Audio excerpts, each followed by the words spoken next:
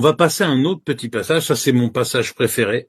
C'est le plus, je trouve qu'il était assez gratiné, celui-là. J'en avais entendu parler de cette histoire-là, mais je trouve que c'est assez extraordinaire. C'est le passage à niveau. Bon, pour que nos téléspectateurs puissent voir un petit peu aussi ce que ça donne. Donc, Karine, elle va nous passer le passage à niveau parce que c'est un moment, je pense, qui est assez gratiné.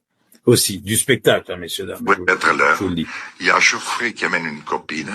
Si tu pouvais ne pas l'appeler par tous les prénoms qui te passent par la tête et te tenir un peu à carreau, bon, je fais une sieste. Je m'endors. Je fonce pour le retard, juste à l'entrée du stade, une place de libre. Oh, je dis, c'est pas croyable. Mais quel est le couillon, enfin, c'était au fond de moi-même, hein, qui me l'a laissé. J'avais pas fait gaffe. C'était un passage à niveau. Et le lendemain, on avait, je sais pas, une visite à 5 heures du matin, mais très tôt, hein. Et puis, je sais pas si ça t'est arrivé. Je prends le téléphone en charge. Il était tout rouge. Pas rouge de sang, hein. Non, d'appels non répondus. France Inter, Europe 1, France 2. Le passage à niveau. Aïe, aïe, aïe, aïe, aïe, aïe, aïe, aïe, aïe.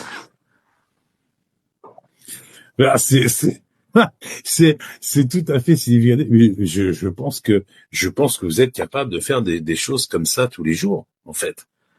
Vous êtes, vous êtes un petit peu comme ça, un peu éparpillé, sans trop faire attention des fois de certaines choses. C'est-à-dire, il m'est arrivé, oui, d'en faire. Mais là, très sincèrement, je ne me suis pas du tout rendu compte et j'ai quand même porté cette affaire dignement. Heureusement que ça n'était pas le Thalys qui passait là, mais un train qui venait, qui avait passé 52 ans sans passer. Et je n'avais d'ailleurs aucune excuse parce que j'avais participé 3 mois avant à l'inauguration d'un tronçon d'ouverture, précisément celui-là, donc j'aurais dû le savoir, mais il m'était pas venu à l'esprit que ça pouvait être le passage à niveau, tant j'avais vu passer de bêtes là-dessus.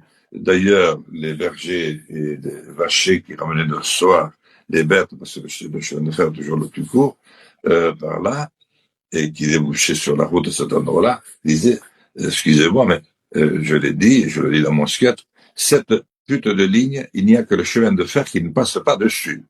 Donc je ne pouvais pas imaginer à ce moment-là que, voilà, c'était le passage à niveau. Par contre, je l'ai réalisé très vite après et j'ai réparé et le train s'était arrêté 80 mètres avant, donc ça veut dire quand même qu'il n'était pas très lancé et il était constitué d'une locomotive qui était en même temps wagon.